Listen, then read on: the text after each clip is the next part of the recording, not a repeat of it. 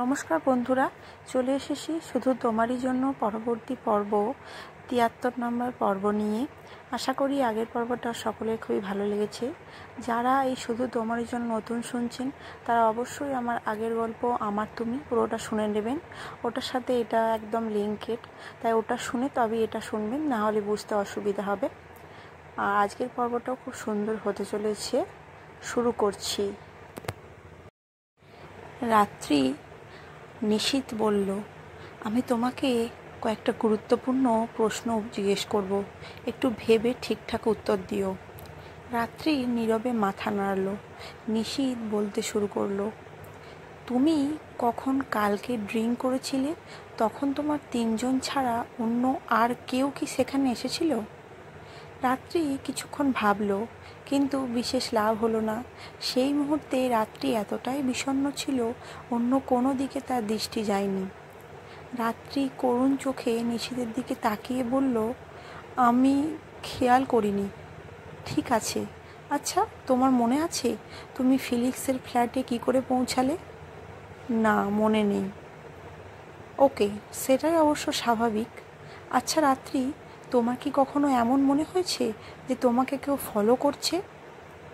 রাত্রি এবার যেন কিছুটা অবাক হলো। কেউ তাকে ফলো কেন করবে? অবাক হয়ে রাত্রি বলল, ফলো? আমাকে কেউ কেন ফলো করবে নিশীথ? কারণটা এখনই আমার জানা নেই রাত্রি, কিন্তু অনুমান করতে পারি। কিন্তু কেউ যে তোমাকে কন্টিনিউয়াসলি ফলো করছিল সেটা তো স্পষ্ট।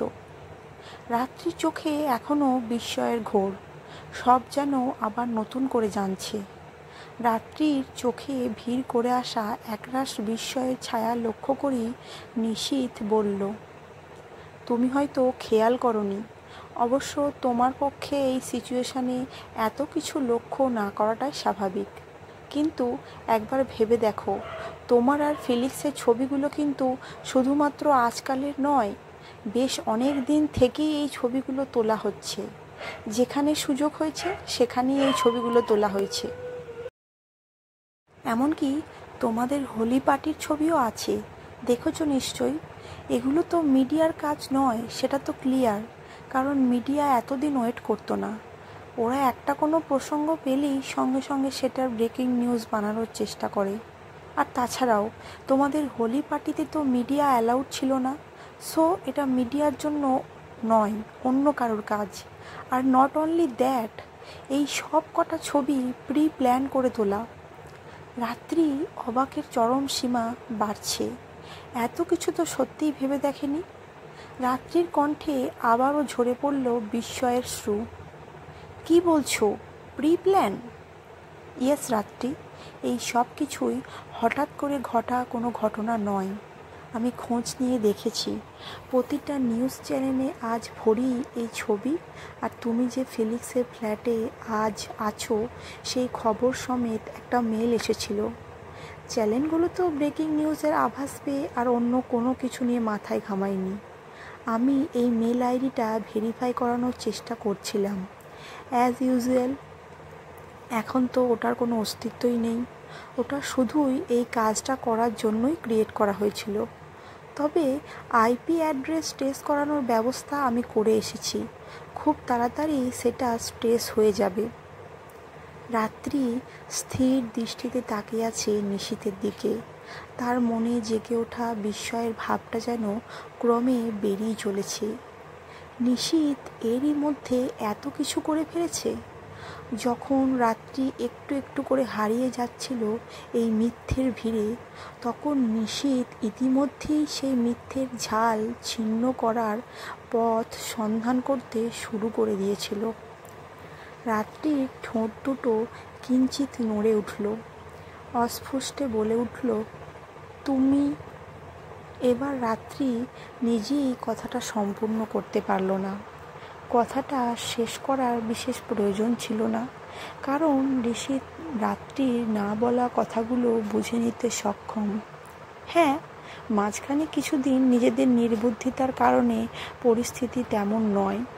আজ নিশীথ ঠিক সেই আগের মতোই রাত্রির ধরে থাকা হাতটা আরও কিছুটা শক্ত করে বেঁধে নিল নিজের হাতের মুঠোয়। যেন নীরবে একটা প্রচ্ছন্ন আশ্বাস দিতে চাইল, যেন চুপি সারে বলে যেতে চাইল, আমি আছি রাত্রি। রাত্রি আর কিছু বলল না, নীরবে শুধু অনুভব করলো নিশীথের উষ্ণ স্পর্শ। কয়েক মুহূর্তের নীরবতার পর নিশীথ আবার বলল, রাত্রি, কথাটা তোমার কাছে কিছুটা অদ্ভুত মনে হলেও এটাই সত্যি যে কেউ তোমাকে কন্টিনিউয়াসলি ফলো করছিল। সবটাই একটা অনেক বড় প্ল্যান, আর এই ছবিগুলো সেই প্ল্যানেরই অংশ। আর আমি শিওর যে এই ড্রাগসের ব্যাপারটা ওই একই প্ল্যানেরই অংশ। কেউ বা কারা ডেলিবারেটলি তোমাকে এই জঘন্য অ্যালিগেশনে জড়ানোর চেষ্টা করছে। রাত্রি যেন তার বিস্ময়ের শেষ সীমায় উপনীত হলো। এত বড় প্ল্যান, তাও আবার তাকে ফাঁসানোর জন্য। রাত্রি অবাক উত্তেজিত কণ্ঠে বলে উঠল, তুমি কি বলছো? প্ল্যান? কিন্তু এত বড় প্ল্যান কেউ কেন করবে নিশীথ? তাও আবার আমাকে ফাঁসানোর জন্য? এতে কার কি লাভ হতে পারে? আমি আজ পর্যন্ত সজ্ঞানে কারোর ক্ষতি করার কথা ভাবিনি পর্যন্ত। তাহলে কেউ কেন আমাকে এইভাবে ফাঁসাতে চাইবে? রাত্রি, সবসময় কারোর ক্ষতি করার প্রয়োজন হয় না। অনেক সময় অজান্তেই আমরা অনেকেই শত্রু হয়ে উঠি। আমার আর তোমার দুজনের লাইনটাই একই রকম। এখানে শত্রুতা হতে বেশি সময় লাগে না, আর বিশেষ করে তোমাদের লাইনে শত্রুদের অনেক সময় চেনাও যায় না। আমাদের কাছে যেটা কোনো কারণই নয়, অন্য কারোর কাছে সেটাই এতটাই স্ট্রং হয়ে ওঠে যে অনেক সময় বন্ধু ও শত্রু হয়ে ওঠে। হয়তো তোমার সাকসেস অন্য কারোর চক্ষুশূল হয়ে উঠেছে, আবার হয়তো তোমার অজান্তেই এমন কিছু ঘটেছে যেটা তোমার কাছে সাধারণ না হলেও অন্য কারোর কাছে সাধারণ নয়। হয়তো সেই কারণেই তোমাকে নিজের শত্রু মনে করেছে কেউ বা কারা, আর সেই শত্রুতার জেরই আজকের এই ঘটনা। রাত্রি যেন সব ভাষা হারিয়ে ফেলছে। তার এটি বড় শত্রু কে? কে তাকে এইভাবে শেষ করে দিতে চাইছে, আর কেন? নিশীথ আবার বলল, আরও একটা কথা রাত্রি, এই কাজটা যে বা যারাই করে থাকুক তারা তোমার পরিচিত, না হলে তোমার এই সব কিছু হওয়া কিন্তু অসম্ভব নয়। তুমি ভেবে দেখো রাত্রি, যেই তোমাকে ফলো করে থাকুক সে তোমাদের হোলি পার্টিতে কি করে ঢুকলো? অত টাইট সিকিউরিটি থাকা সত্ত্বেও সে কি করে ঢুকলো? যেখানে মিডিয়া পর্যন্ত ঢুকতে পারেনি সেখানে সে কি করে ঢুকলো? এটাই তো স্পষ্ট, যেই এটা করে থাকুক সে তোমার অতি পরিচিত রাত্রি। রাত্রি সব কিছু কেমন এলোমেলো মনে হচ্ছে। এতদিন যাদের নিজের কাছের মানুষ ভেবে এসেছে, তবে কি তাদেরই কেউ তার এত বড় ক্ষতি করলো? আজ যেন রাত্রির আশেপাশে সবাইকেই প্রতারক মনে হচ্ছে। কাউকে যেন বিশ্বাস করতে ইচ্ছে করছে না। বিশেষ করে রাত্রির মনের সন্দেহের তীর যেন বারবার ফিলিক্সের দিকেই নির্দেশিত হচ্ছে। যতই ফিলিক্সের বলা কথাগুলো যুক্তিসঙ্গত হোক না কেন, তবুও রাত্রির মন কিছুতেই তাকে সম্পূর্ণ বিশ্বাস করতে পারছে না। কিন্তু ঘটনা পরিস্থিতি সব দিক থেকেই ফিলিক্সকেই দায়ী মনে হচ্ছে। আর ফিলিক্সের কথা মনে হতেই রাত্রির যেন বিদ্যুৎ ঝলকের মতো একটা কথা মনে পড়ে গেল। ব্যস্ত হয়ে রাত্রি উত্তেজিত স্বরে বলে উঠল, তুমি ঠিক বলেছ নিশীথ, আমাকে সত্যিই কেউ ফলো করছিল। আমার আর ফিলিক্সের একটা ছবি দেখাচ্ছে, দেখেছো বোধহয়। আমি ফিলিক্সের কারে উঠছি আমার অ্যাপার্টমেন্টের সামনেই। সেদিন আমরা লেট মিস্টার অলিভার উইলসনের ডেথ নিউজ পেয়ে সেখানেই যাচ্ছিলাম। সেদিন আমার মনে হয়েছিল কেউ যেন ছিল সেখানে। আমি একবার দেখার চেষ্টাও করেছিলাম, কিন্তু কাউকে দেখতে পাইনি। ফিলিক্সও বলেছিল আমার মনের ভুল, তাই আর বিশেষ পাত্তা দিইনি। কিন্তু আজ মনে হচ্ছে আমি সেদিন ঠিক দেখেছিলাম। কেউ সত্যিই সেদিন আমাকে ফলো করছিল, না হলে ওই ছবিটা এলো কি করে? ইউ আর রাইট, কেউ প্ল্যান করে এই সব কিছু করেছে, আর আমি জানি সে কে।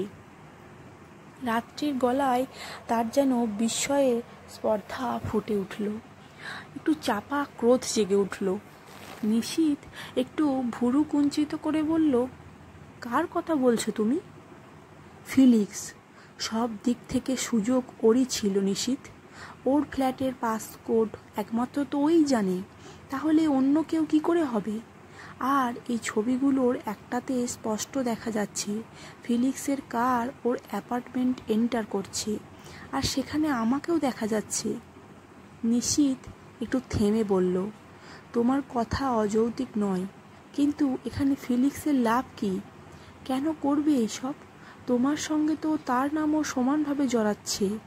যতটা এফেক্ট তোমার লাইফে পড়ছে ততটাই এফেক্ট তো ফিলিক্সের লাইফেও পড়ছে। রাত্রি যেন ক্রোধে উন্মত্ত হয়ে উঠেছে। ক্ষুব্ধ স্বরে বলে উঠল, জানি না ফিলিক্স কেন এইসব করলো, আমি জানি না, এতে ওর কী লাভ হচ্ছে তাও জানি না, কিন্তু ঘটনা পরিস্থিতি সবই ওর বিরুদ্ধে। এর জবাব ফিলিক্সকে দিতেই হবে। কেন করলো এমনটা? কী ক্ষতি করেছিলাম ওর? কেন এইভাবে আমার বন্ধুত্বের অপমান করলো? রাত্রি, কাম ডাউন প্লিজ, কাম ডাউন। তোমার কথা যে ঠিকই, কিন্তু সবসময় যেটা সত্যি মনে হয় সেটা কিন্তু নাও হতে পারে। মানে কি বলতে চাইছি তুমি? আমি বলতে চাইছি হয়তো ফিলিক্স দোষী নাও হতে পারে রাত্রি, আবার হতেও পারে, আই এম নট শিওর। কিন্তু রাত্রি, একজনের কথা কিন্তু তুমি ভুলে যাচ্ছ, যার কাছে কিন্তু এই সব কিছু করার একটা কারণও আছে। রাত্রি অবাক হয়ে বলল, আমার ক্ষতি করার কারণ কারোর কাছে আছে? কে সে? নিশীথ একটু থেমে শান্ত গলায় বলল, ইথান। রাত্রি চরম অবাক হয়ে বলল, হোয়াট? ইথান? এখানে ইথানের প্রসঙ্গ এলো কি করে নিশীথ? ইথানের সঙ্গে তো আমার বহু দিন যাবৎ তেমন কোনো যোগাযোগই নেই। হঠাৎ ইথান এইসব করতে যাবে কেন? রাত্রি, তুমি হয়তো ভুলে যাচ্ছ প্লংটনে কি হয়েছিল। রাত্রি একটু থেমে বলল, ভুলিনি, ওই ঘটনা ভোলার মতো নয়। এতদিনের কেরিয়ারে ওটাই আমার প্রথম খারাপ অভিজ্ঞতা ছিল, কিন্তু সেই প্রসঙ্গ তো সেখানেই শেষ হয়ে গিয়েছিল। তুমি তো হ্যান্ডেল করেছিলে সবটা। ইথান আমাকে সরিও বলেছিল। আমি হ্যান্ডেল করেছিলাম বলেই বলছি।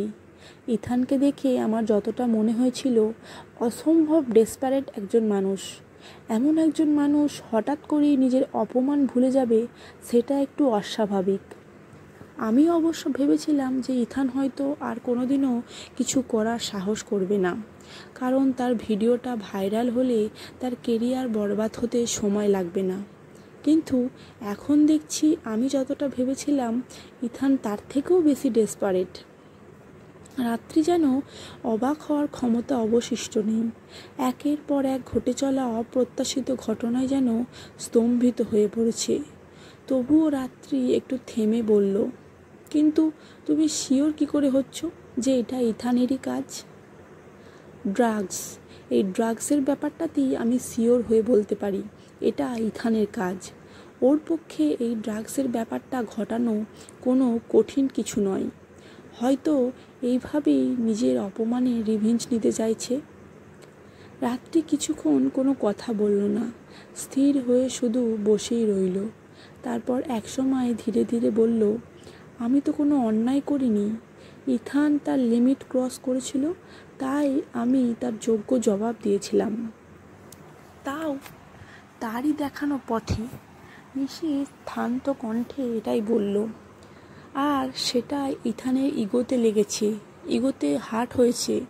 সেই কারণেই তো আবার একটা জঘন্য প্ল্যান করেছিল, কিন্তু সেটাও যখন সাকসেসফুল হলো না, উল্টে তারই একটা উইকনেস আমাদের হাতে চলে এলো, তখন দমে যেতে বাধ্য হয়েছিল।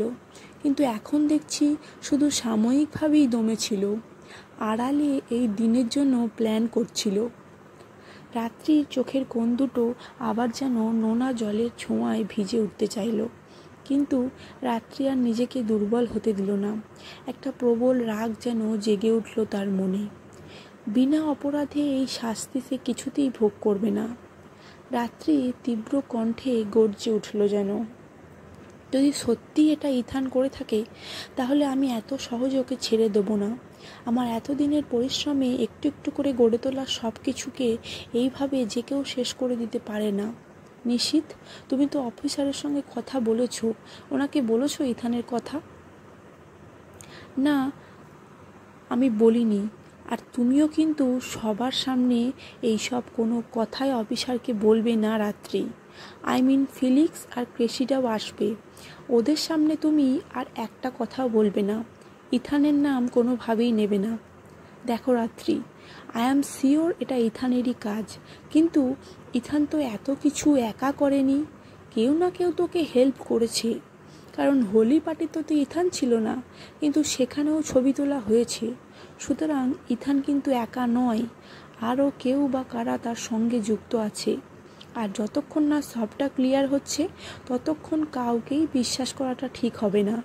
ডোন্ট ওয়ারি, অফিসার আগে আসবেন, তারপর বাকিরা আসবে। আমি ব্লেককে, ফিলিক্স আর ক্রেসিডা দুজনকেই সেই মতো ইনফর্ম করতে বলেছি। রাত্রি আর কিছু বলল না। মাত্র একটা রাত, এই একটা রাতের ব্যবধানে কত কিছু ঘটে গেল। নিশীথ রাত্রির হাতটা এবার ছেড়ে দিয়ে বলল, একটু ফ্রেশ হয়ে এসো, অফিসারের আসার টাইম হয়ে এসেছে। রাত্রি বিনা বাক্যবায়ে কিছুক্ষণ স্থির দৃষ্টিতে নিশীথের দিকে তাকিয়ে উঠে বেডরুমের দিকে চলে গেল। কিছুক্ষণ পরে চোখে মুখে একটু জল দিয়ে নিজেকে কিছুটা গুছিয়ে নিয়ে যখন আবার লিভিং রুমে ফিরে এলো, তখন নিশীথকে দেখে অবাক না হয়ে পারল না। নিশীথ টেবিলে বসে একটা ব্রেডে বাটার লাগাচ্ছে। রাত্রি অবাক চোখে তার দিকে কিছুক্ষণ চেয়ে রইল। এত কিছুর মধ্যেও তার মনটা একটা অন্যরকম ভালো লাগায় ভরে উঠল। নিশীথ রাত্রিকে দেখে বলে উঠল, এসে গেছো? নাও এবার ঝটপট অফিসার আসার আগে খেয়ে নাও। ফ্রিজে তো আর কিছুই দেখলাম না, এই জুসটা আর ব্রেডটাই পেলাম। রাত্রি ধীর পায়ে এগিয়ে এসে নিশীথের পাশে বসে বলল, আমার খিদে নেই নিশীথ। নিশীথ এবার গম্ভীর সুরে বলল, গতকাল রাত থেকে তো অ্যালকোহল ছাড়া কিছুই পেটে পড়েনি, তারপরেও খিদে পাইনি? বেশি কথা না বলে অফিসার আসার আগে চুপচাপ খেয়ে নাও রাত্রি। কথাগুলো বলে নিশীথ ব্রেডের প্লেটটা রাত্রির দিকে এগিয়ে দিল। রাত্রি প্লেটটা নিল বটে, কিন্তু তার মুখটা কালো হয়ে এলো। অজান্তেই হয়তো পেলব ঠোঁট দুটো ঈষৎ ফুলে উঠল, আর সেটা নিশীথের দৃষ্টি এড়ালো না। রাত্রি আর কোনো কথা না বলে চুপচাপ অন্যদিকে তাকিয়ে খেতে শুরু করলো। নিশীথ সেই দিকে তাকিয়ে অল্প একটু হাসল। এত প্রতিকূলতার মধ্যেও আজ আবার সেই পরিচিত পুরনো রাত্রির একটু ঝলক দেখে যেন মনে একটা অন্য খুশির ছোঁয়া লাগলো। বাকি সময়টুকু আর কোনো কথা হলো না। রাত্রি চুপচাপ সবটা খেয়ে নিজেই প্লেট আর গ্লাসটা কিচেনে রেখে এলো। নিশীথের ফোনটা এর মাঝে আরও একবার বেজে উঠেছিল। রাত্রি কিচেন থেকে ফিরে আসতেই নিশীথ বলল, রাত্রি, তোমাকে যে ফলো করছিল তার খোঁজ পাওয়া গেছে, এইমাত্র ব্লেক আমাকে জানালো। রাত্রি উত্তেজিত হয়ে বলে উঠল, কোথায় সে? আমরা কিসের ওয়েট করছি তাহলে? চলো, তার কাছ থেকে বাকিটা জানা যাবে। রিল্যাক্স রাত্রি, কাম ডাউন। তাড়াহুড়ো করে কিচ্ছু করা যাবে না, তাতে হিতে বিপরীত হবে। ব্লেক নজর রাখছে তার ওপর। আর তার নিশীথের কথার মাঝেই কলিং বেল বেজে উঠল। নিশীথ একবার দরজার দিকে তাকিয়ে বলল, মনে হয় অফিসার এসে গেছেন, তুমি বসো, আমি দেখছি। নিশীথ কিছুক্ষণের মধ্যেই আবার লিভিং রুমে ফিরে এলো, সঙ্গে দুজন অফিসার। প্রাথমিক সৌজন্য বিনিময়ের পর শুরু হলো তাদের আলোচনা। সিনিয়র অফিসার, যিনি এই কেসের ইনচার্জ, তিনিই প্রথম কথা শুরু করলেন। দেখুন মিস রাত্রি, আপনি অহেতুক ভয় পাবেন না, আমরা শুধু কিছু প্রশ্ন করব আপনাকে। রাত্রি নীরবে সম্মতি জানালো। অফিসার নিশীথের দিকে তাকিয়ে বললেন, মিস্টার আগারওয়াল, আগে আপনি বলুন, কি বলতে চান? আপনি বলছিলেন আপনার কিছু বলার আছে, যেটা আপনি পার্সোনালি বলতে চান। নিশীথ একবার রাত্রির দিকে তাকিয়ে তার সন্দেহের কথা অফিসারকে খুলে বলল। সেই শুরু থেকে প্লংটনের শুটিংয়ের সময়ের ঘটনা থেকে শুরু করে বাকি সমস্ত ঘটনা, সবটা শুনে অফিসার বললেন, সবই বুঝলাম মিস্টার আগারওয়াল, কিন্তু মিস্টার ইথান অ্যাডামস একজন প্রতিষ্ঠিত জনপ্রিয় অভিনেতা। এইভাবে হঠাৎ করে কিন্তু কিছু করা সম্ভব নয়। মানে বুঝতেই পারছেন, উইদাউট এনি প্রুফ কোনো অ্যাকশান নেওয়া পসিবল নয়। প্রুফ আমার কাছে আছে। আপনাকে যে ভিডিওর কথা বললাম সেটা এখনও আমার কাছে আছে, আর সেই বটল আর সিরিঞ্জও আছে। কিন্তু তাতে তো এটা প্রুফ হবে না যে মিস্টার ইথান ড্রাগ অ্যাডিক্ট। এই কেসের সঙ্গে তো ওনার কোনো লিঙ্ক এখানে প্রমাণিতই হচ্ছে না। সেটারও উপায় আছে অফিসার। আমি আমার অ্যাসিস্ট্যান্টকে কিছু ইনফরমেশান কালেক্ট করতে বলেছিলাম। সেখান থেকে আমি জানতে পেরেছি এই সব ফটোগ্রাফস আর বাকি ইনফরমেশান সমস্ত নিউজ চ্যানেলে একটা মেলের মাধ্যমে এসেছিল। যদিও মেল আইডিটা এখন ইনভ্যালিড দেখাচ্ছে, কিন্তু আইপি অ্যাড্রেস চেক করলে হয়তো অনেক কিছু জানা যাবে। আমি সাইবার ডিপার্টমেন্টে একটা কমপ্লেন করেছি। আই হোপ এটা অনেকটা হেল্প করবে। বাট মিস্টার আগারওয়াল, তাতেও বা কী করে প্রুফ হবে যে এই কেসে মিস্টার ইথান জড়িত? ওটা তো সম্পূর্ণ অন্য কেস হয়ে যাচ্ছে। অন্য কেস নয় অফিসার, এটা একই কেস। গোটা ঘটনায় প্ল্যান করে করা হয়েছে রাত্রিকে ফ্রেম করার জন্য, ওকে বদনাম করার জন্য। একবার একটা লিঙ্ক যদি প্রুভ হয় তাহলে বাকিটাও প্রুভ এমনি এমনি হয়ে যাবে। তাছাড়াও রাত্রিকে বেশ কিছুদিন থেকেই একজন ফলো করতো, যেটা আমরা আগে বুঝতে পারিনি, কিন্তু এখন এই ফটোগ্রাফসগুলো দেখলেই বোঝা যাচ্ছে। যেই ব্যক্তির খোঁজ আমিও পেয়েছি, আর কিভাবে পেয়েছি সেটা শুনলে আপনিও মানতে বাধ্য হবেন যে এই সব কিছুর পেছনে ইথানই রয়েছে।